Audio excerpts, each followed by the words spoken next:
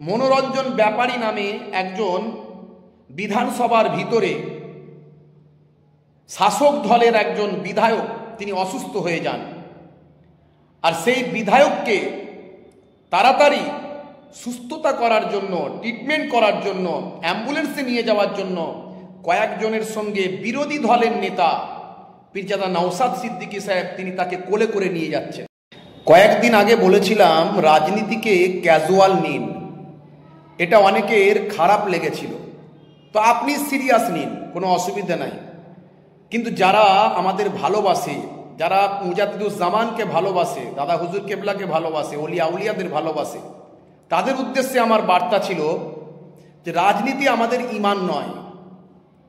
আমার ঈমান হলো মানবতা, আমার ঈমান হলো মনুষ্যত্ববোধ, আমার ঈমান হলো পিতামাতার সঙ্গে ভালো আচরণ, আমার ঈমান হলো প্রতিবেশীর হক আদায়, এগুলো হলো আমার ঈমান।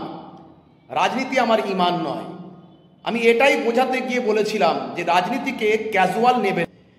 তখন কেউ কেউ বলেছেন এই ব্যাপারে আপনি কথা বলেছিলেন, ওই ব্যাপারে কথা বলেছিলেন। হ্যাঁ বলেছিলাম, ইতিহাস ঘেঁটে দেখুন, কোনো রকম কোনো যখন অপ্রীতিকর ঘটনা ঘটেছে আমি আমার ভাষায় যেভাবে বলা দরকার সেভাবে কিন্তু আমি বক্তব্য দিয়েছি। তারপরও আমি বলবো নিশ্চয়ই রাজনীতি করবেন, করুন, করতে বারণ করছি না। তবে রাজনীতি করতে গিয়ে মানুষকে গালমন্দ করবেন, ভাষা খারাপ করবেন, মানুষকে মেরে ফেলবেন, বমবাজি করবেন। আজকে দেখুন তো একটা ছোট্ট বাচ্চা কিভাবে মারা গেল।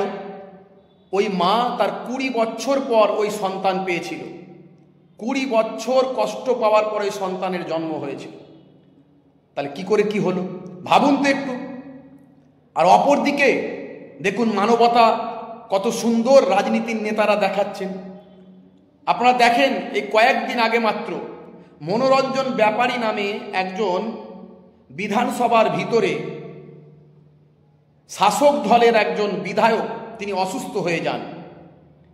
আর সেই বিধায়ককে তাড়াতাড়ি সুস্থতা করার জন্য, ট্রিটমেন্ট করার জন্য, অ্যাম্বুলেন্সে নিয়ে যাওয়ার জন্য কয়েকজনের সঙ্গে বিরোধী দলের নেতা পীরজাদা নওশাদ সিদ্দিকী সাহেব তিনি তাকে কোলে করে নিয়ে যাচ্ছেন।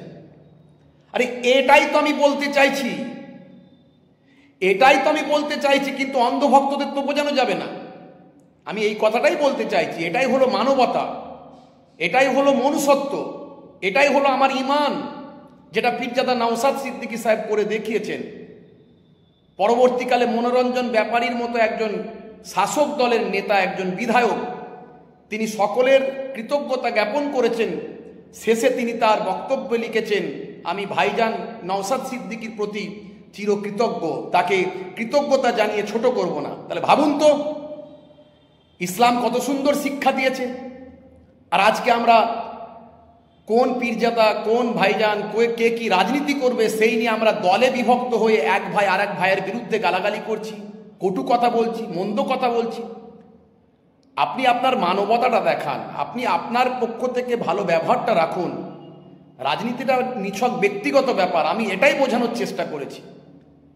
প্রচুর পরিমাণে শেয়ার করে ছড়িয়ে দিন। ধন্যবাদ।